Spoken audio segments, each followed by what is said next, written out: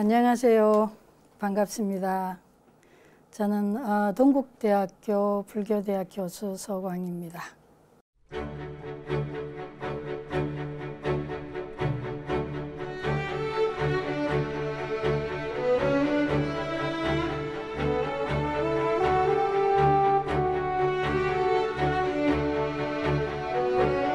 불교를 다시 묻다라는 큰 시리즈 강좌에 저는 이 강좌를 요청받고 좀 고민을 했었어요.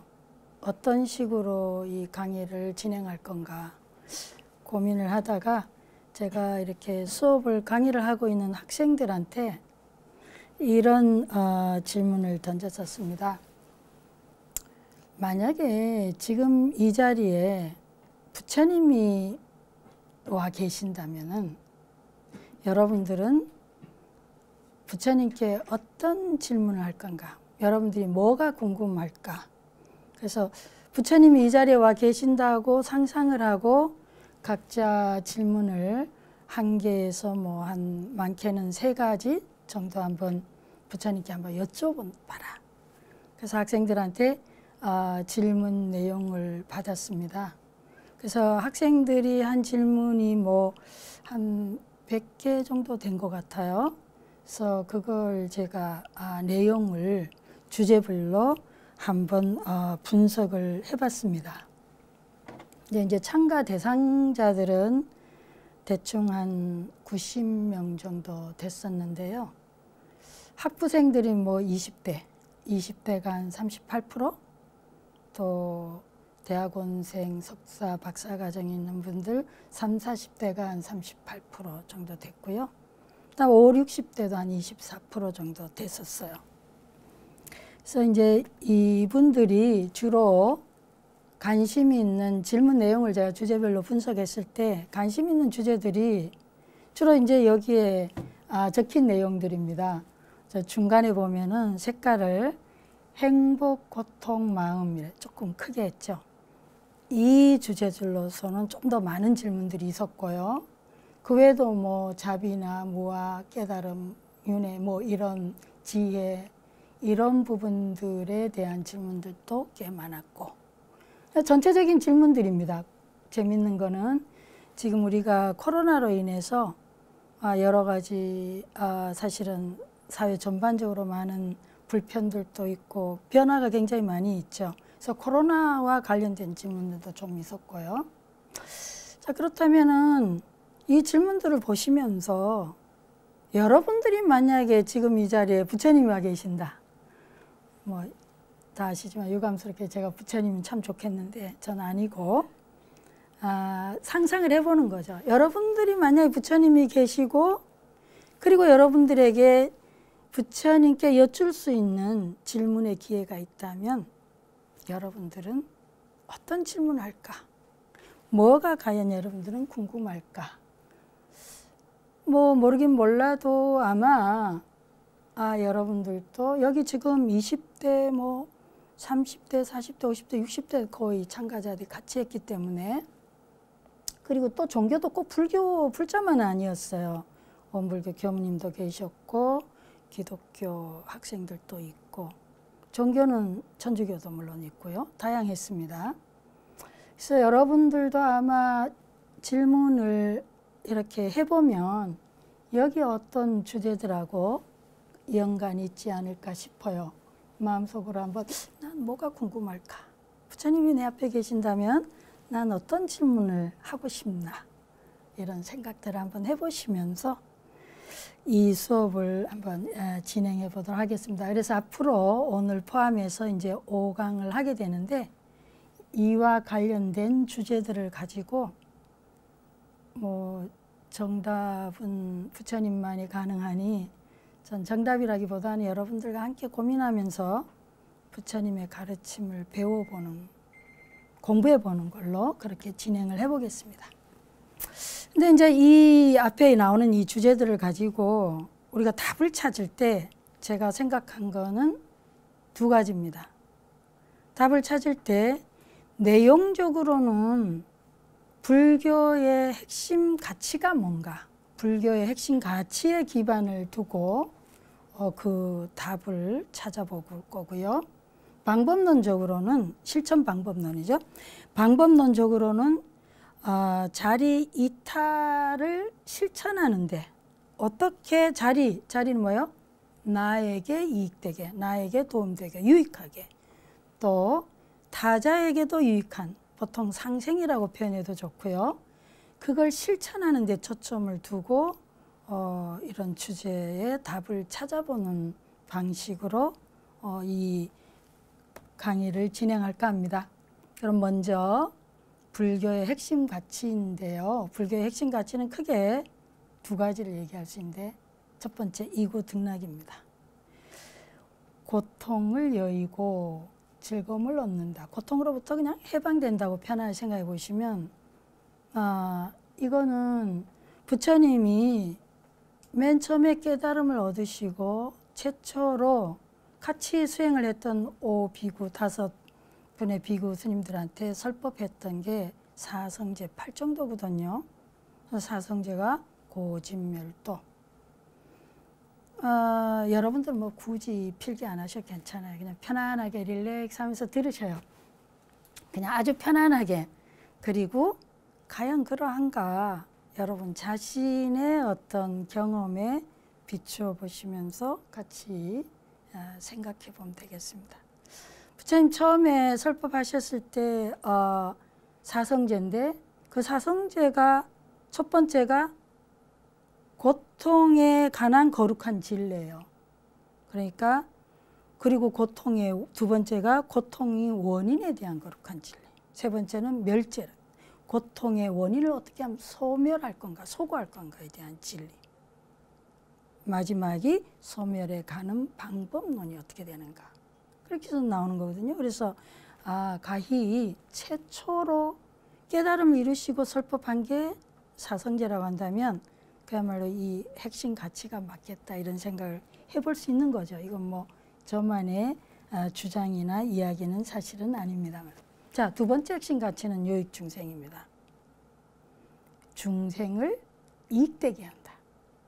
그 중생 안에는 대개 우리가 까닭 잘못하면 우리 자신을 제외시킬 수가 있는데, 여기는 철저하게 우리 자신을 포함하고 있어요.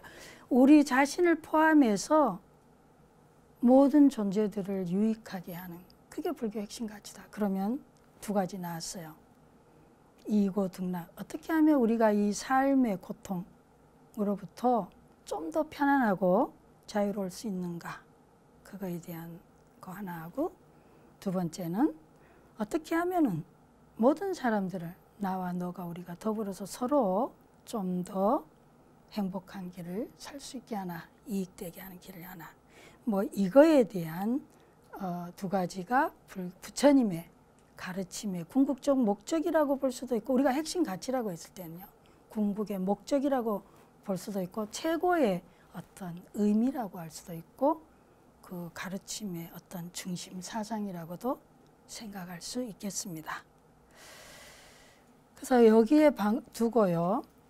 제가 조금 더, 사실 뭐 이걸 그렇게 뭐 강조할 필요는 없는데, 그래도 이제 혹시라도 기존의 생각, 불교는 뭐 깨달음을 추구한 종교가 아닌가, 이제 기존에 이런 생각들을 많이 하는데 왜 이게 핵심 가치냐, 깨달음이 아니고, 이런 생각을 하실 수 있어서 제가 그냥 뭐 몇 가지 예를 들어놨는데요. 첫 번째 보시면 유식에 이런 말이 나옵니다. 제일 세 번째 줄 보세요. 모든 중생들을 이롭고 안락하게 하겠습니다. 그러니까 불교의 많은 그런 논서들이나 글을 쓸 때 처음에 그 글을 쓴 취지를 밝히잖아요. 요즘도 이제 뭐 머릿말이나 저자 소개란 인문 이런 데 보시면 그 목적이, 이 책을 쓴 목적이 잘 나오는데, 우리 불교의 논서에도 이 글을 쓰게 된 목적, 동기 이런 걸 소개하고 있어요.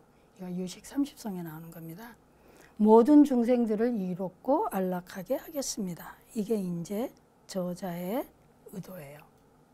이제 기신론으로 넘어가면 또 조금 더 선명하게 나오는데, 이 마명보살이라는 분은 내가 이 기신론을 저술한 목적이 무슨 개인적인 안락이나 명예나 뭐 그런 걸 위해서가 아니라 중생들이 모든 괴로움에서 벗어나 궁극의 즐거움을 얻게 하기 위함이다. 이런 얘기를 해놨어요.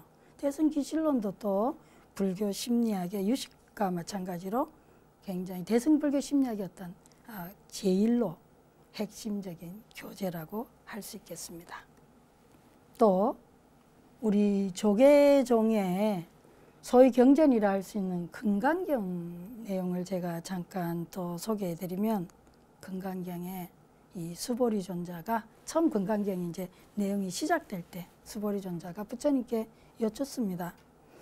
보살이 안욕따라 삼약삼불이심을 바란 보살이, 그러니까 쉽게 얘기하면 최고의 깨달음을 얻고자 하는 보살이 어떻게 하면 되겠습니까? 어떻게 마음을 다스리고 어떻게 마음을 다루고 어떤 마음으로 머무르고 뭐 쭉쭉쭉 하면 좋겠습니까? 이렇게 물었을 때 부처님께서 세상에 존재하는 모든 중생들 한 중생도 빠짐없이 모두 해탈하게 자유롭게 해줌으로써 완전한 자유를 얻게 해라, 이런 말씀하시거든요.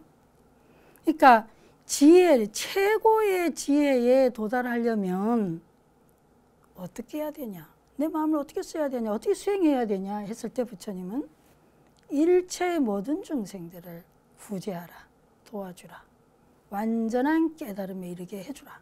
그것도 그냥 깨달음이 아니라 완전한 깨달음, 이렇게 말씀하십니다.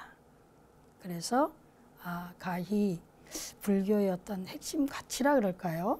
그런 게 고통으로부터의 해방, 편안함, 자유, 그리고 중생을 이익되게 하는 것이 부처님 가르침의 근본 핵심이 아니겠냐. 뭐 밑에 또 제가 그냥 좀 뭐 요약을 해놨습니다만은, 이거는 이제 대승불교 수행의 이제 육바라밀인데요. 그러니까 고통의 이 언덕에서 열반의 저 언덕, 해방, 자유의 저 언덕으로 가는데, 그걸 뭐예요? 이 고통의 이 세계에서 자유의 저 해방의 저 세계로 가는데, 우리 뭘 타고 가야 되는데, 그걸 이제 하나 이제 고해 바다로 이제 은유적으로 표현해서요. 탈 것이 뭐냐? 이 육바람인데 보시, 지계, 인욕, 정진, 선정, 지혜 이런데 거기다 4개를 더 보태면 10바라밀이 됩니다. 그래서 이게 이제 방편 저 언덕으로 해방으로 가는 뭐 깨달음에도 해도 좋고요. 글로 타고 갈 어떤 수단, 도구인데, 저는 이제 보시 첫 번째, 이 보시가 뭐 뒤에 나중에 또 많이 나오겠습니다만, 또 여러분들도 뭐 우리 불자들은 기본적으로 다 알고 계시죠. 법시, 제시, 무예시. 그러니까 법시라고 하는 것은 부처님의 가르침의 진리를 전달하는 것. 또 제시는 물질적으로 결핍되거나 필요한 자에게 물질적인 도움을 주는 것. 무예시는 요즘처럼 정말 마음이 불안하고 각종의 어떤 스트레스나 심리적인 고통을 겪을 때 그런 분들에게 편안하게 마음을 편안하게 해주는 그런 도움, 보시를 얘기합니다. 근데 이 보시를 할 때 저는 이제 이 6바라밀 또 10바라밀에서 가장 근본이 보시라고 생각을 하고요. 이건 저 개인적인 의견이기도 하고, 옛날에 언뜻 봤을 때 한경 어디에서 본 것 같아요. 근데 이 보시를 우리가 그냥 잘 하려면 완벽하게, 완전하게, 온전하게 하기 위해서는 이 이후의 과정들이 필요하다는 거죠. 수행이. 지계라는 게 일종의 절도인데요. 우리가 법을 전하거나 뭐 물질적인 도움을 주거나 정신적인 도움을 줄 때 이게 기본적인 어떤 절도가 있어야지 아무 때나 또는 내 주고 싶은 대로 이렇게 할 수는 없거든요. 가장 효과적이고 진정 도움이 되려면 양방향적이어야지 내가 주고 싶은 걸 아무 때나 이렇게 줄 수는 없어요. 그래서 굉장히 어떤 절도가 필요하고, 또 근데 내가 절도 있게 주려면 어떨 땐 주고 싶어도 도움이 안 된다면 참아야 되고, 주기 싫은데도 상대가 정말 도움이 된다면 유익하다면 내가 줘야 되잖아요. 그러니까 인욕이 필요해요. 그런데 그런 인욕을 내가 제대로 온전하게 잘 하려면 정진도, 노력을 해야 되는 거죠. 수행을 해야 되고 또 마음이 그냥 이럴 때는 이랬다 저럴 때는 저랬다 하면 안 되겠죠. 오락가락 고요한 선정도 필요하고 지혜도 필요하고. 그래서 어쨌든 제가 생각할 때는 이 보시가 보시 바람일 이 자체가 요익 중생이고 이고등락을 위한 근본적 목표다. 그래서 제가 좀 이고등락 요익 중생을 위한 모든 가르침이 아닌가 하는데 제가 좀 강조를 더 받습니다. 그 다음에 이제 그러면 이 이고등락이나 요익 중생을 어떤 식으로 실천할 거냐 방법론인데요. 자리 이타행이라고 아까 말씀을 드렸는데 예를 들면은 우리가 대승보살이 지녀야 할 계가 세 가지가 나오는데요. 계율을 지켜서 그릇됨을 막고 악을 끊는다. 일체의 선을 행한다. 이 이제 자리행을 얘기합니다. 자리행이라는 것은 나를 이익되게, 나를 유익하게 하는데 거기에 쉽게 얘기하면 이런 거죠. 내가 뭔가 이 이고등락 요익 중생을 내가 실천하는 데 있어서 장애가 되는 거, 도움이 안 되는 거, 불건강한 거, 이런 건 뭐예요? 불건강, 그 뭐 어떤 거? 행동하는 거라든지 말하는 거라든지 생각하는 거라든지 그런 것들이 관계 속에서 뭐예요? 유익하지 않다면 그거는 안 해야 되는 거죠. 그거는 멈추고. 그 다음에 뭔가 내가 이고등락 요익 중생을 하는데 굉장히 건강한 방식이고 효과적이고 유익한 것이라면 그거는 적극적으로 내가 행해야 된다. 그래서 그건 자리행. 그 다음 나에 대한 것뿐만 아니라 이제 타인과의 관계에서도 이것이 대상을 향해서 다른 사람들에게 또 도움이 되고 유익한 거라면 내가 적극적으로 행하는데 그것은 보통 우리가 자비심으로써 자애와 연민심을 가지고 이타행을 행하는 방법론이다. 어떻게 이고등락 요익 중생을 할 거냐? 그럴 때 자리 이타인데요. 구체적인 거는 바로 이런 방식이다. 이렇게. 근데 이제 또 자리 이타행에서 유식 30성에 보면요. 이게 또 잘 나와 있어요. 유식 30성에 보면은 우리가 깨달음을 이루는 5가지 단계에 이제 이 수행이 나오는데 첫 번째 단계가 자량이라고 해서요. 복덕과 지혜를 쌓는 단계입니다. 그래서 복덕을 쌓는 수행에서는 사무량심, 사서법 그래서 사무량심에는 이 자비, 희사에서 자애, 연민, 그 다음에 희는 기쁨이에요. 타자의 어떤 기쁨을 나도 함께 공감적으로 기뻐해 줄 수 있는. 보통은 뭐예요? 중생은 기본적으로는 질투심이 나거나 부럽거나 그렇죠. 그리고 때로는 나의 경쟁 관계에 있는 대상에 대해서 내가 좀 상대가 좀 잘못됐으면 내가 이익을 취하고 이런 마음을 품을 수 있잖아요. 근데 그거는 이제 복덕을 쌓는 그게 어떻게 보면 굉장히 중생으로서 자연스러운 마음이에요. 그런데 우리가 자연스럽지만 우리가 뭔가 복덕을 쌓는 그리고 뭔가 우리가 좀 정신적으로 영적으로 성장하는 그런 마음은 아니니까 이제 기뻐해 줄 수 있는 그런 수행이고요. 마지막에 사는 평정심 수행인데 뭐 중도 수행이라고 해도 괜찮습니다. 그다음에 이제 사서법은 사서법에는 이제 우리가 보시, 애어, 이행 하나 빠졌어. 이익되는 행위예요. 그 다음에 동사섭인데 보시는 뭐 일찍이 아까 들어보셨고 애어, 부드러운 말입니다. 사랑스러운 말. 그러니까 우리가 일상을 살아가는 데 있어서 저 부드러운 목소리, 말 이런 거는 글로벌 위로예요. 동서고금을 떠나서 우리가 부드러운 손길이나 아니면 따뜻한 손길 또는 부드러운 목소리 이런 것들은 우리에게 본능적으로 우리를 이완시키고 편안함을 주는 겁니다. 그래서 우리가 이런 말을 통해서 또 보시를 통해서 그 다음 이행, 이익되는 행동을 통해서 동사는 이제 같을 동자대 일사자인데요.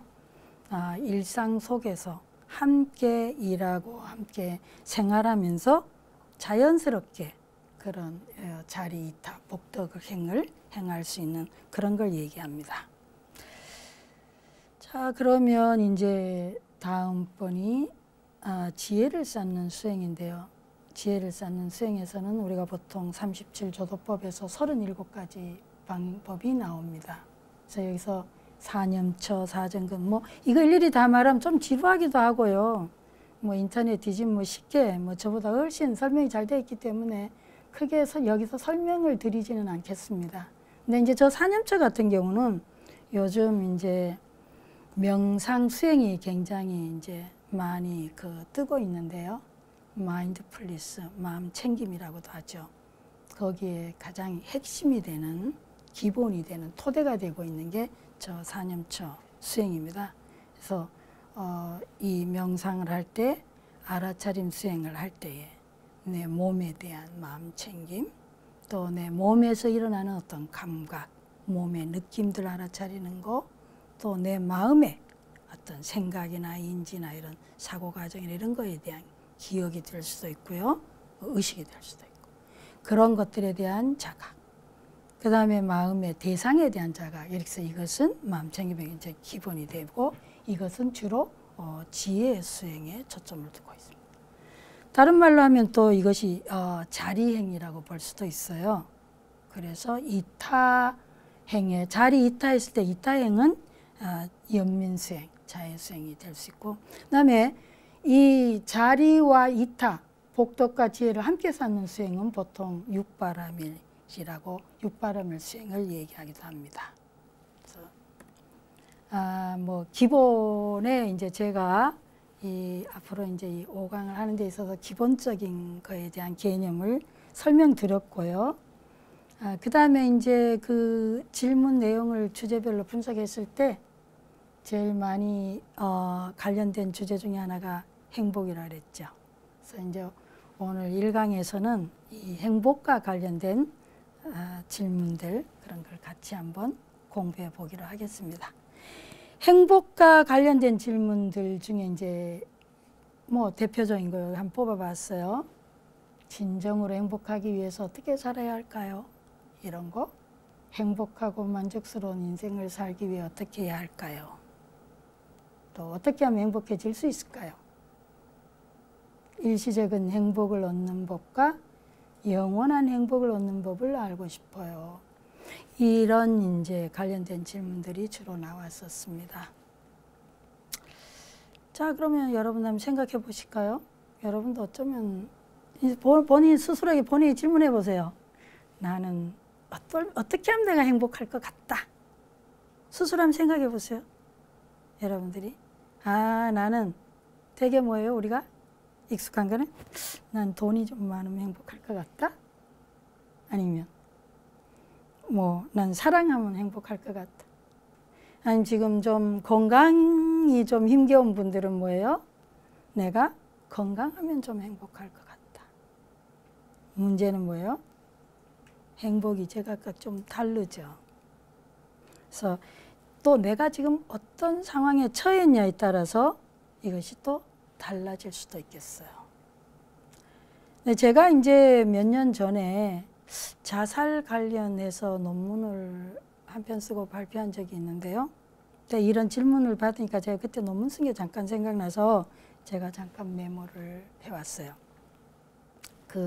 제 논문 안에서 조사한 것 중에 이런 돈과 행복이 관계에 대한 질문이 있는데 돈과 행복이 정말로 관계가 있냐 없냐 이럴 때 관계가 있냐 관계가 없다 돈과 행복에 과연 관계가 없나요? 이랬을 때 그래 관계가 없다 이렇게 대답한 데 보면 제일 많이 관계 없다고 나온 게요.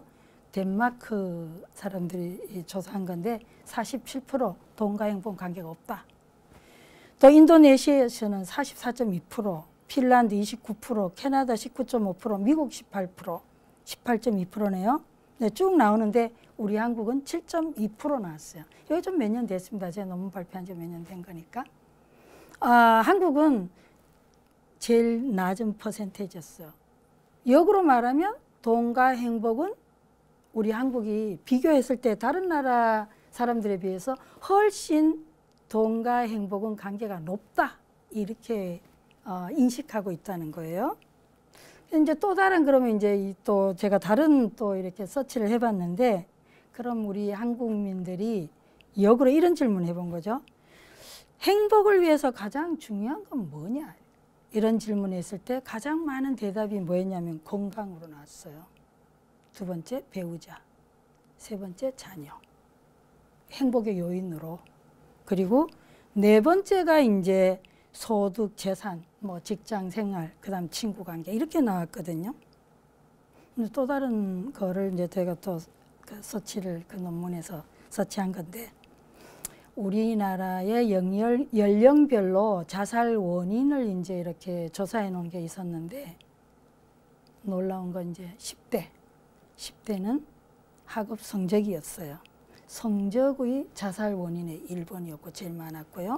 그 다음 20대부터 시작해갖고 60대까지는 거의 다가 제일 많이 나온 게 경제적 어려움으로 인해서 자살 원인이 가장 높다. 이렇게 나온 걸 제가 봤습니다. 그러니까 제가 이제 이걸 논문을 그때 준비하면서 뭐 그때는 주제가 이제 자살이었지만 그래도 이제 우리가 여기 이제 지금 행복하고 관련해서 생각해 보면 뭔가 좀 일관되지 않는 어떤 현상같이 느껴졌어요. 왜 이럴까? 우리나라가 굉장히 돈이 많으면 행복할 것 같아. 경제적 요인은 그런 부분들. 그래서 왜 이러나 생각을 해봤었는데 이게 우리가 살면서요. 우리는 행복에 대해서 진짜 별로 고민할 시간이나 정식으로 공부해 본 경험 별로 없어요. 우린 주로 이 세상에서 생존하는 법, 상대적으로 내가 성공하는 법, 현실적으로 살아남는 법에 대해서만 주로 경쟁에 초점을 많이 뒀지 우리가 실질적으로 내가 진짜 어떻게 하면 내게 주어진 이 삶이 가장 보람되고 행복 있고 의미 있게 내가 내 인생의 삶을 사냐 이런 거에 대해서는 우리가 그다지 많이 공부해 본 적이 없는 거죠. 그러다 보니까 이런 질문들이 행복에 가는 게 그러니까 뭐예요? 우리가 정말은 행복하고 싶다죠. 그런데 행복에 대해서는 별로 우리가 고민할 시간도 여유도 또 앞에서 우리보다 먼저 사는 사람은 어떠했는지 뭐 참고하거나 그런 경험이 별로 없다. 그래서 이거에 대한 그 고민을 부처님 가르침하고 연결해서 이제 한번 생각을 해봐야 되겠는데요. 제가 이제 답변이. 그래서 우리는 고통과 행복 이런 부분에서 굉장히 우리가 이렇게 막 오락가락해요. 잠깐 어쩌다가 그냥 조금 뭐 좋은 소리 듣거나 기분 좋으면 금방 좋았다가도 약간의 뭐 피드백이 안 좋거나 조금만 뭐가 안 좋으면 우리는 금방 우울해지거나 무엇이 좀 불안하거나 아주 불만족스럽고 스트레스가 되고 그러니까 하루 중에서 일상 중에서 계속해서 마음이 출렁인다는 거죠.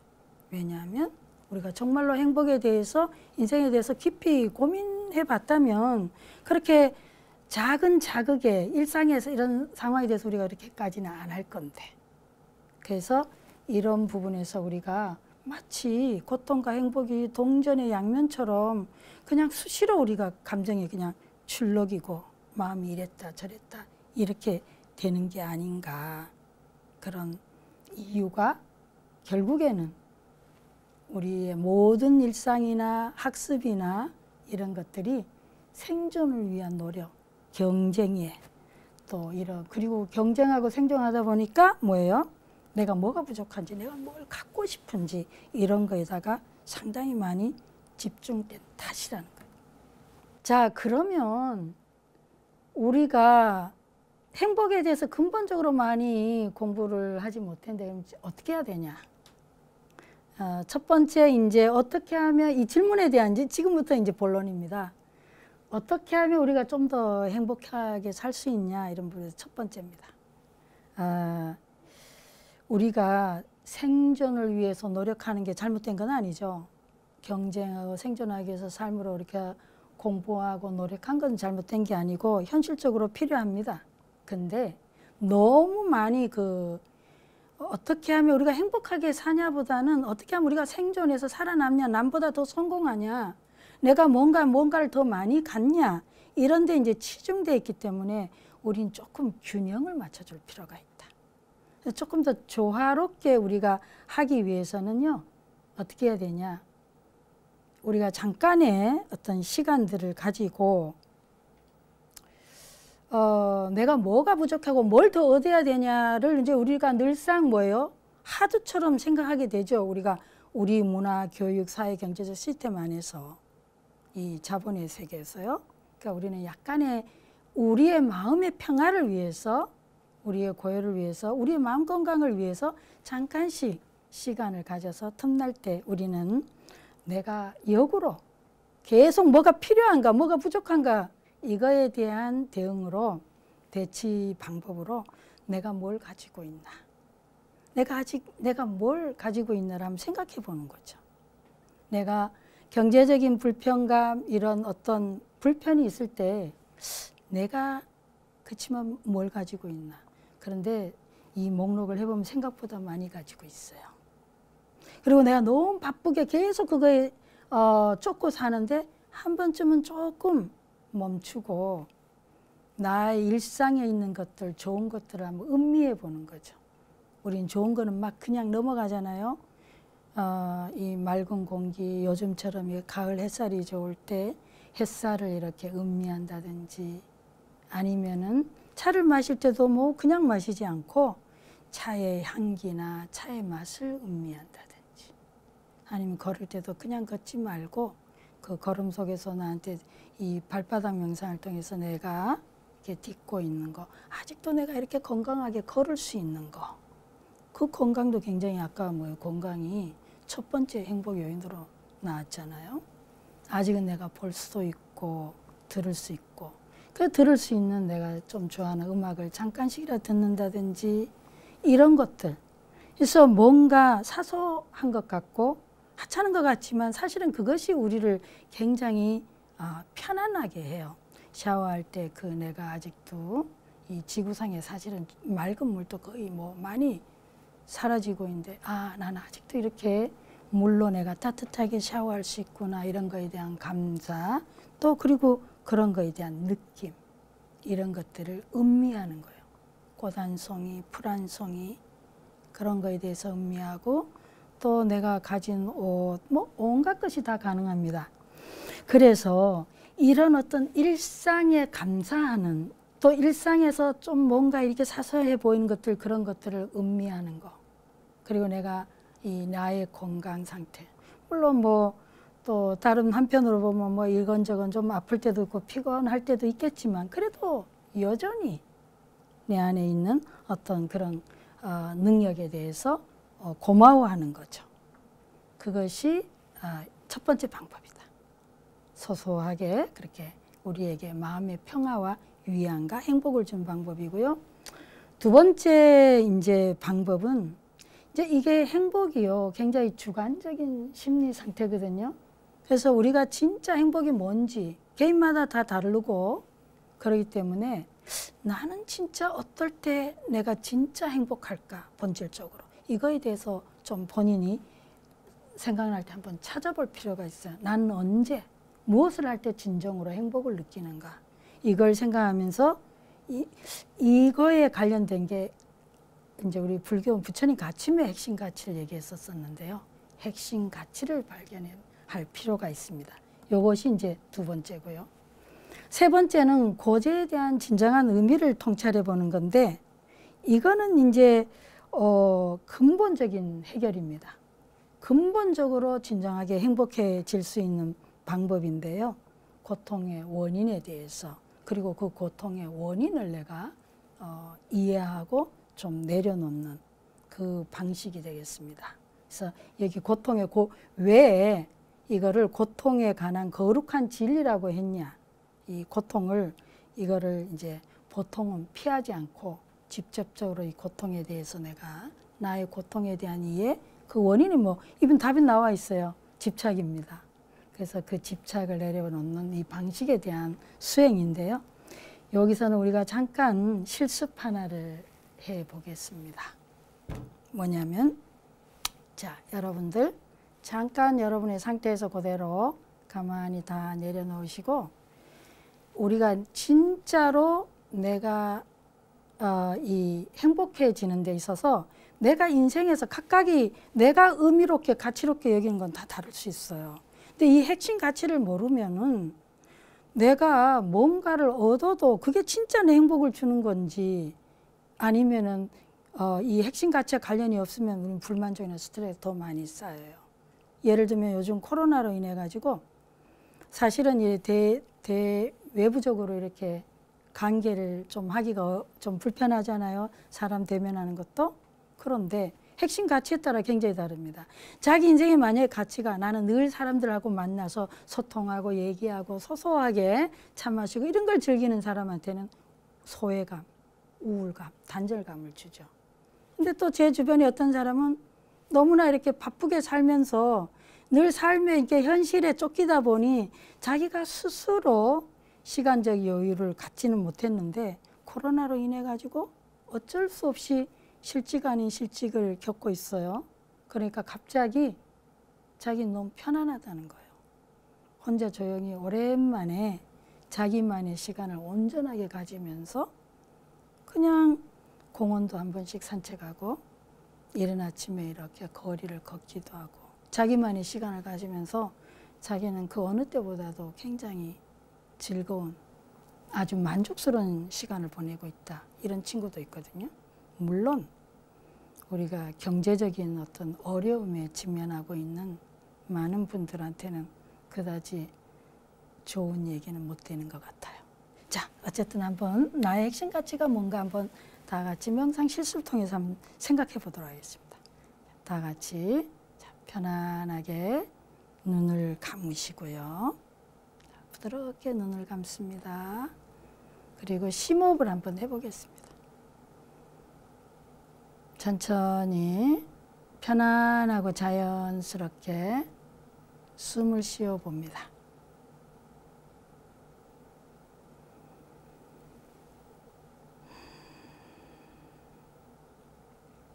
자, 이번에 여러분이 이런 상상을 해봅니다. 여러분이 지금 이 순간에 이 세상에서 모든 할 일을 해마치고 이 현재의 삶에 모든 일을 다 해마치고 이제 곧 다음 세상으로 가기 직전에 있다고 한번 상상해 봅니다. 쉬운 말로 하자면 지금 죽음의 순간, 마지막에 이 현실의 삶의 마지막 순간이라고 한번 생각해 봅니다. 저 세상으로 가기 전에 이 세상에 이제 마지막 순간에 여러분이 있다고 생각하면서 지나온 세월을 쭉 한번 돌이켜 봅니다. 과거에 젊었을 때 시절 이런저런 여러분의 20대, 30대, 40, 50, 60, 70, 80 쭉 지나온 세월을 이렇게 돌아보시면서 가장 행복했던 순간이 언제였나 이렇게 한번 생각해 봅니다. 내 인생에서 가장 행복했던 순간이 언젠가? 승진을 했을 땐가? 아니면 좋은 학교에 들어갔을 땐가? 아니면 뭔가 자연 속에서 여유롭게 뭔가 음미하고 산책했을 땐가? 아니면 가족들과 함께 즐거운 시간을 보냈던 한때인가? 언제가 여러분 인생에서 가장 행복했던 순간인가?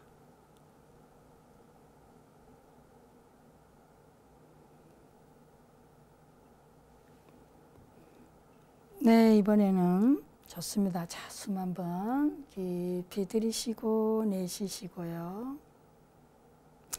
이번에는 이건 내가 죽기 전에 꼭 해봤으면 했는데 미처 이런저런 어떤 이유로 못 해본 거, 아쉬운 거 혹시 있는가 생각해 봅니다.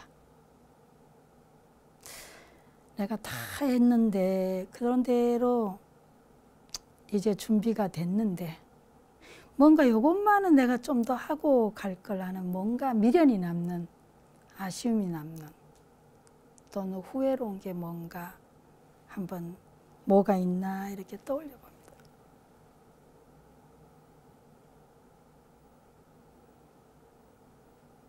내가 좀 더 친구들하고 시간을 보낼 걸, 가족들하고 조금 더 여유로운 시간을 보낼 걸, 아니면 내가 조금 더 좀 주변 사람들한테 친절할 걸, 아니면 내가 조금 더 너그럽게 베풀 걸. 뭐든지 개인에 따라서 다 다를 수 있겠어요.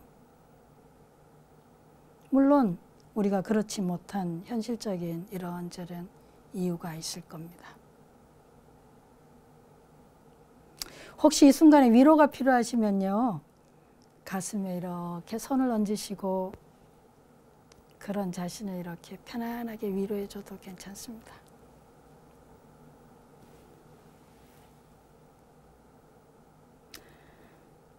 자, 심호흡 한번 하시고요. 숨을 깊이 들이쉬시고 내쉬고, 부드럽게 눈을 뜨겠습니다. 네, 부드럽게 눈 뜨세요. 참으로 다행스러운 거는 이게 여러분의 진짜 현실 속에서는 마지막 순간이 아니라는 거죠. 여러분 충분히 기회가 많이 있습니다. 자, 여러분들이 생각보다요, 저는 이거 가끔은 한 번씩은 제가 많이 해보던 실습인데요, 뭔가 이렇게 좀 갈등이 생기거나 뭐 선택에서 약간의 혼란, 이럴까 저럴까 할 때 한 번씩 해보는 거예요. 제가 하던 방식입니다. 내가 죽음의 마지막 순간이라고 생각해보면 어떨까? 그 순간에 지금의 이걸 떠올린다면 뭘 내가 선택하는 걸 잘했다고 할까? 그래서 생각해보면 사실 여러분들이 이 명상에서 지난 세월을 쭉 돌이켜보면서 가장 행복했던 순간도 떠올라지는 게 그게 여러분의 핵심 가치하고 관련이 있습니다. 또 여러분들이 내가 이것만은 할 걸 못해본 거에 대한 후회, 아쉬움, 그것이 또 여러분의 핵심 가치와 관련이 있을 수 있습니다. 핵심 가치라기보다 더 쉬운 말로 표현하죠. 행복하고 여러분을 행복하게 하는 그런 요인과 관련이 있을 수 있겠다. 그래서 이 실습을 이렇게 해보시면 내가 어떨 때가 진짜 나에게 행복을 주는 거구나, 이거에 대한 아이디어가 떠오를 수도 있겠어요. 이제 이 1강을 좀 마무리할 시간이 오는데요, 여기 질문에서 포인트는 뭐냐면요, 너나 할 것 없이 우리가 지금 현실에 당면하고 있는 절대적인 시간들은 우리가 행복을 위해서라기보다는 생존을 위해서 살고 있다는 거죠. 근데 당연히 필요합니다. 현실적인 것도. 근데 너무 우리가 그렇게 살기 때문에 생존을 위해서 사는 게 그럼 뭐가 문제냐? 당연하죠. 근데 문제가 하나 있어요. 우리는 생존을 위해서 살고 성공을 위해서 살고 비교하고 비교당하면서 살다 보면요, 우리는 긍정적인 것보다는 평소에 습관적으로 부정적인 데 우리가 더 초점을 갖게 돼요. 내가 뭐 실수하지 한 게 없나? 내가 뭐 부족한 게 없나? 내가 놓친 게 없나? 내가 뭘 더 가져야 되는데 못 가진 게 있나? 이런 쪽으로 계속 우리는 하두처럼 그렇게 부정적인데 긍정적인 것보다는 그쪽에 초점을 맞추게 되기 때문에 우리는 저절로 본의 아니게 우린 더 많은 스트레스, 삶의 불만족, 그리고 결핍감을 느끼게 돼요. 그래서 그거를 좀 이렇게 맞춰주기 위해서 우리는 틈틈이 내가 가진 거에 대한 감사, 내가 가진 거에 대해서 충분히 음미하고 즐기는 순간순간의 시간들도 필요하다는 거죠. 그래야 내 마음이 균형이 맞춰져서 오히려 현실적인 이런 경쟁 사회에서 아니면 이 지금의 우리 처한 조건에서도 더 여유롭게 우리가 더 편안하게 대처할 수가 있어요. 그래서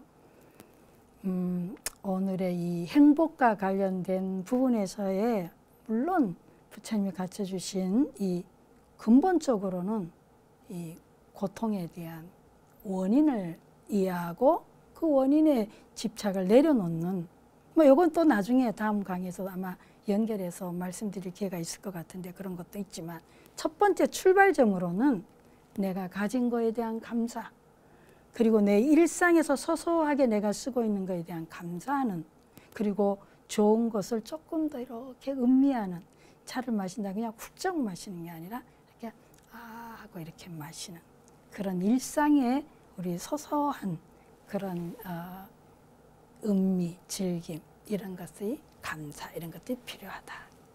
네. 그러면 오늘은 이걸로서 마무리하고 다음 2강 때 다시 뵙겠습니다. 네, 수고하셨습니다.